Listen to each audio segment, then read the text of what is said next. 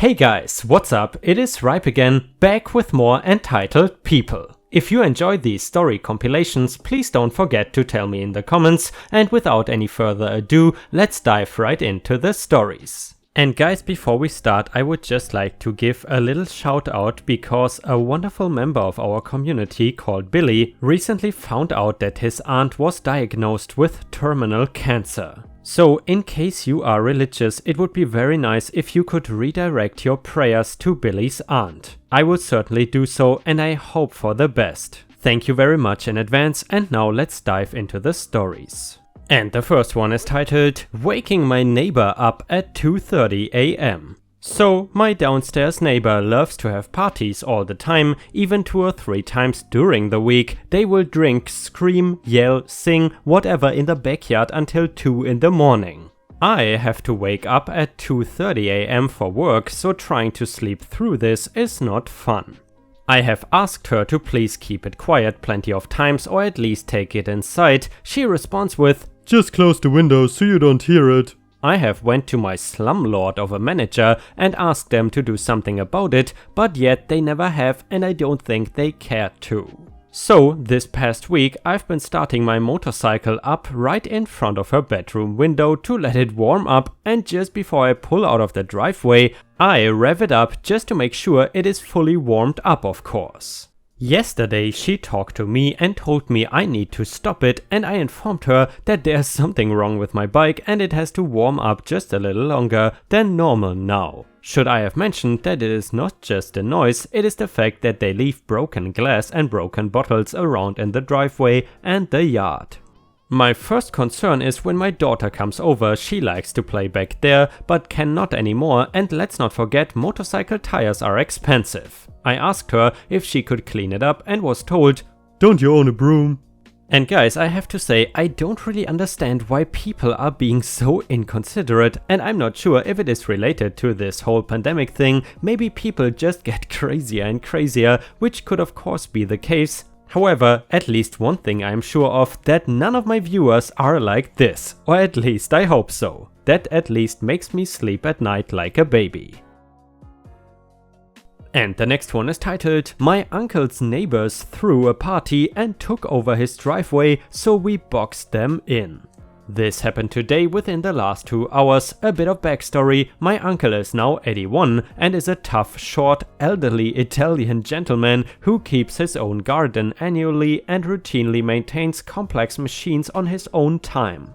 His neighbors call themselves his cousins and are the most selfishly entitled people we know. Their kids have been given vehicles he was going to trade in, only to wreck them in a week, and still made him pay for it. So this year marked his 81st birthday, July 27, and my 31st, July 30th. He is also my godfather, and my mother often says that I was his 50th birthday present. This past week, around the middle of the week, my aunt and I made plans to visit my uncle today and finish off the sausages we brought over for a celebration party at the beginning of the week. Well, apparently today is some kind of party for my uncle's neighbors, as there are 6 vehicles parked outside their house, whether in their driveway or up and down the road, with another parked just inside the edge of my uncle's driveway. Something to know about my aunt is that she's a veteran in security and gives absolutely zero craps about anyone's nonsense. She also has a general hatred for most people, which she is not secretive about. She won't hurt you, she will stare you down and give you a dagger-like death glare until you know you have done something bad. So, pulling up to my uncle's tonight, my aunt sees the parking and loses it, with a crumbling of, "That's the way you want to play? That's how we will play." She pulls up and starts backing in, but not to park behind them, she parallel parks right behind the offending vehicle, boxing them in. Up until just now, none of them seemed to notice, but one of their cousins just came up to ask if we could move so they can leave. My aunt's words just now? She can come over and ask herself. She has a mouth. Like I said, not a single F given at all. And guys, if you have watched until here, please don't forget to post some star emojis in the comments and also like the video if you want to support my channel. Thank you so much in advance. And the next one is titled, Tow a resident? Make the drop of shame and lose your contract. This is a short story about being a good neighbor, an HOA that actually is not evil, and a towing company that is. This literally just concluded moments ago. I live in like a little gated community thing with townhomes and stuff and a HOA, nothing super fancy by any means, just a quiet little neighborhood. The way it works with parking and the crux of this story is that every resident has 2 spots assigned to their unit and they are yours to do with as you see fit. Use them, leave them empty, let your neighbors use it, let guests use it, park straddling both spots, who cares? They are yours, it has been this way for many years with nary an issue. We have a towing company contracted to the HOA. Now, our tow company is only here to be called at a residence or HOA direct request to remove an unauthorized vehicle from their spot. The parking is numbered, but just to identify the spots saved for residents, everyone gets 2, as we don't have any numbered assigned window stickers or anything that serious. The towing contract is rarely used and really even then just as a last resort. We usually just talk to each other like good neighbors do if we have a parking or other issue. So I get home this evening and right behind me comes a tow truck, the kind they use for stealth pulls where they lift up one axle and roll you on down the road about 20 seconds after arrival. As I get out of my car, I see them pulling a neighbor's car who always parks diagonally in their 2 spots due to a tight configuration and a corner spot making it difficult to navigate even small cars in and out while parking within the lines. Now again, it is their spots, so who cares? Literally nobody, that's who. I could not shake the feeling that something was off. You see, the couple that owns the car is a sweet little couple in their 60s, semi-retired and generally just nice, quiet people. It did not seem likely to me that their car was being repossessed, and something about the tow truck driver and his either spotter or manager, some random dude in a F-150 following him around on a radio, just made me feel odd. Usually I am pretty non-confrontational person, but something about the whole situation made me act in an uncharacteristically assertive manner, and so I flagged down the driver as he was beginning to leave with the resident's car. I will be G, he will be TT for tow truck. G: Hey, are you pulling a repo or a resident out of their own spot? TT: I'm pulling a resident for parking in 2 spots. G: That is bullcrap. I've lived here a decade and that's never been a thing. TT: Yeah, well, it's in the contract. You should try reading it. No, I've literally talked to the HOA about exactly this and they have confirmed that what you are towing them for is explicitly not a towable thing unless the resident themselves called it in, and I doubt they ask you to tow their own car. Well, you should talk to them then, because I'm leaving with it. Cool, see you in an hour. So in comes the malicious compliance. In a stroke of righteous karma, the HOA rep who's responsible for the tow company contract of our complex got home less than 5 minutes after the tow truck left and I was out walking my dogs. I walked up to him, exchanged the usual pleasantries and relayed the situation as well as the fact that they had tagged at least 3 other vehicles in the immediate vicinity for future tows. He simply let out an exasperated "Oh crap," and said he would get on it. I then knocked on the neighbor's door whose car got towed and informed them of the situation as it stood, suggesting they also contact the HOA rep up the hill. They did so accordingly and he confirmed that he was already in the process of handling it. We stood out front and chatted for a bit and he went inside. I retreated to my front porch and waited for what I knew was coming. 20 minutes later, as I leaned against a wall out front, I hear the jingle-jangle of victory coming back into the complex. The tow truck drops the car diagonally in both spots just as he found it with a scowl on his face. As he leaves, we make eye contact, I grin, he gives me the finger as he leaves, I smile because he knows I won. The neighbor whose car was again parked came outside shortly thereafter and we chatted again briefly. The HOA rep, whose swift action ensured their car was back in the spot exactly 1 hour from the time it was towed, came down to where we were chatting and apologized for the issue, saying that the towing company has given them other problems recently and that with this he would be moving at next month's board meeting to contract with a new company as of January 1st. One that actually abides by what we pay them to do, which definitely is not towing ourselves. In closing, be the good neighbor Mr. Rogers taught you to be. And I gotta say guys, we have read a lot of neighbor stories so far, and it seems like the number one reason to get in trouble with your neighbors is to park on their parking spot. Did you ever have any issues with your own neighbors in regards to parking? Let us know in the comments. And the next one is titled, My neighbors wanted to call a professional to mark their property line, my parents agreed. This was a long time ago, but I remember it clearly. We moved into a community with tight space in between our houses and our neighbors, and we didn't like them being able to see into our kitchen. We put up a bunch of plants, costing thousands, but my parents thought it would be worth it.